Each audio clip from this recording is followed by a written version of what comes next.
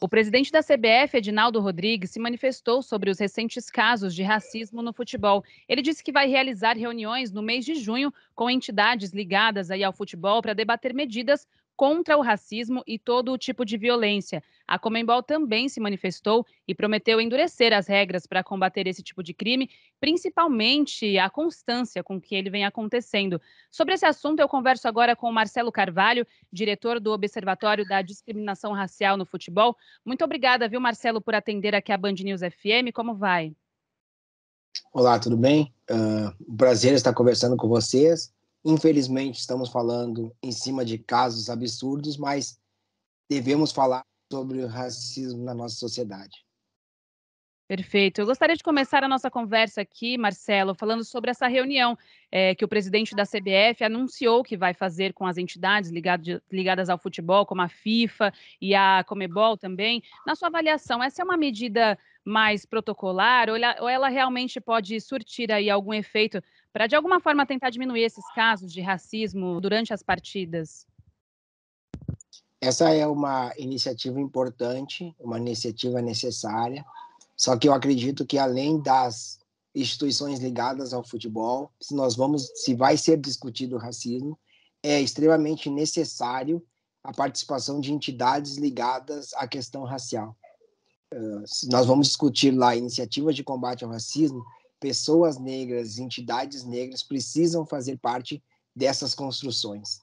Perfeito. Falando agora sobre o caso recente do torcedor do Boca Juniors, que foi detido no estádio do Corinthians nessa semana, né, após ele imitar um macaco enquanto provocava a torcida do Corinthians. Ele pagou aí uma fiança no valor de R$ 3.000 e foi solto. Na sua avaliação, Marcelo, essa falta de punição mais severa contra esses casos, até mesmo por parte das entidades dentro do futebol, acaba fazendo com que mais e mais outros casos aconteçam? Com certeza, né? Essa sensação de impunidade faz com que outros torcedores se sintam à vontade de usar o espaço do futebol para cometer esse tipo de crime.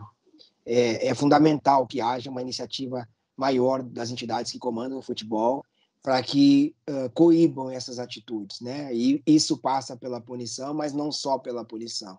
E quando a gente fala do caso do argentino, que pagou 3.000 de fiança, isso é uma questão da lei, né, da lei brasileira, que todos os crimes de racismo acabam sendo considerados como injúria racial e dando a possibilidade ao agressor de pagar fiança. Então, é já uma iniciativa do movimento negro a equiparação da injúria racial e o racismo para não dar essa possibilidade ao racista de pagar fiança e ir para casa.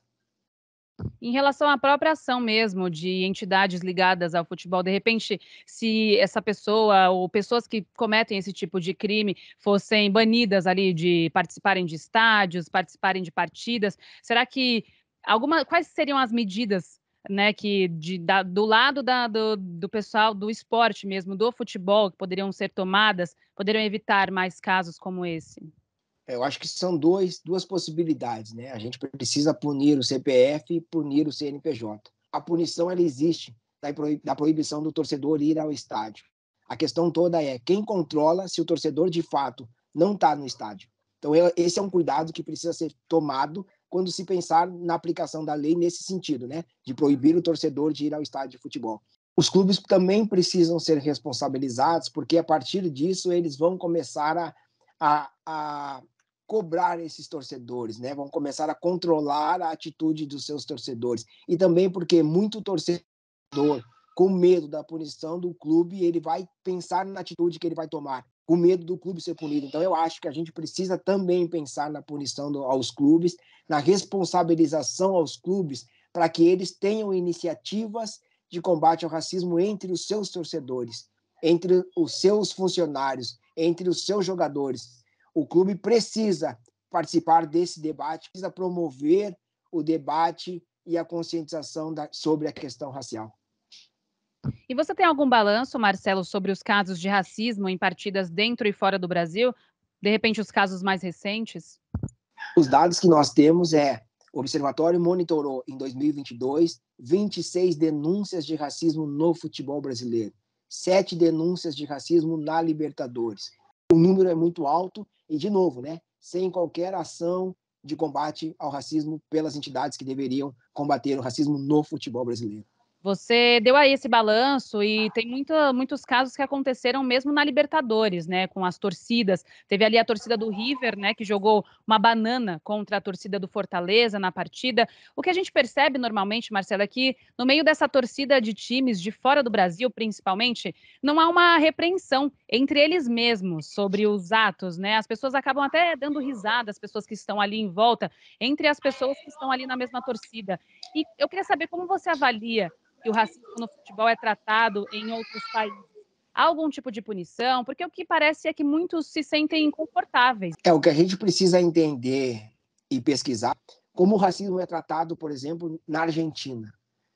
Porque, por exemplo, quando um clube vem jogar no Brasil e um clube faz o manual de comportamento para os torcedores, ele coloca lá: não cometa ato discriminatório, porque no Brasil racismo é crime. Ou seja, ele já está nos avisando que o racismo não é crime e que lá não é considerado, não é tratado da forma que a gente trata aqui. Então, assim, no Brasil nós estamos um passo adiantado no debate ao racismo.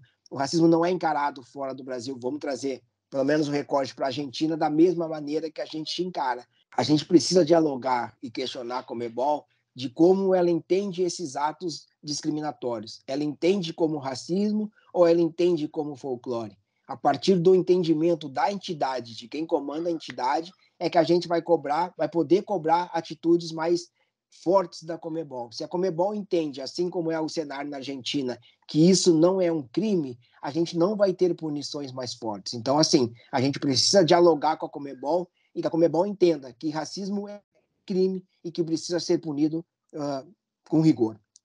O presidente da CBF, Edinaldo Rodrigues, ele é aí o primeiro presidente negro da CBF. Queria saber qual é o impacto disso, né? O que isso representa, pode representar, principalmente diante de todo esse debate que a gente vem tendo sobre esses recentes casos de racismo, recentes, mas a gente sabe que tiveram muitos outros, né? Então, queria saber qual é a representatividade disso, o que pode sair disso.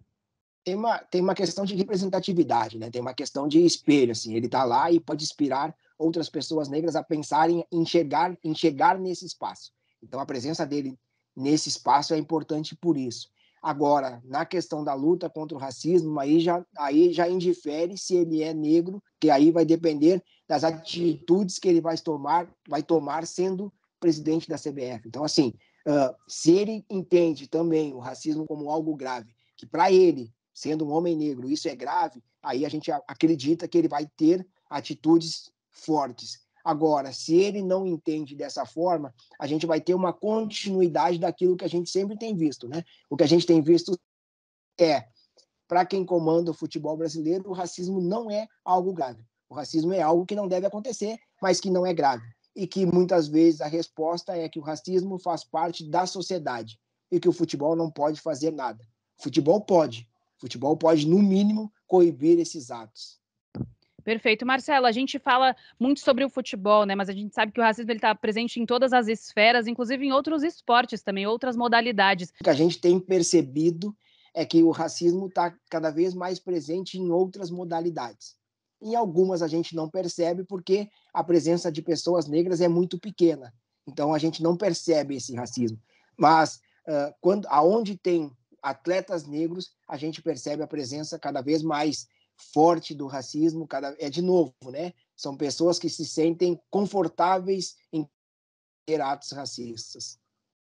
Perfeito. Conversei aqui com Marcelo Carvalho, diretor do Observatório da Discriminação Racial no Futebol, sobre os recentes casos de racismo em partidas da Libertadores. Muito obrigada, Marcelo, por conversar com a gente sobre esse tema e pela disponibilidade em falar com a Band News FM. Eu agradeço o convite e sempre digo, né, é importante demais. Dialogue cada vez mais com a sociedade, que a gente use o futebol para falar das questões do racismo, né? Eu acho que o futebol tem esse potencial, o futebol nos dá essa possibilidade e a gente precisa usar o futebol nesse sentido, para coibir e para combater o racismo. O futebol não pode ser palco para racistas desfilarem a seu preconceito e a sua intolerância. Perfeito. Muito obrigada mais uma vez, Marcelo, pela aula que você nos deu aqui hoje. Obrigado, estou à disposição.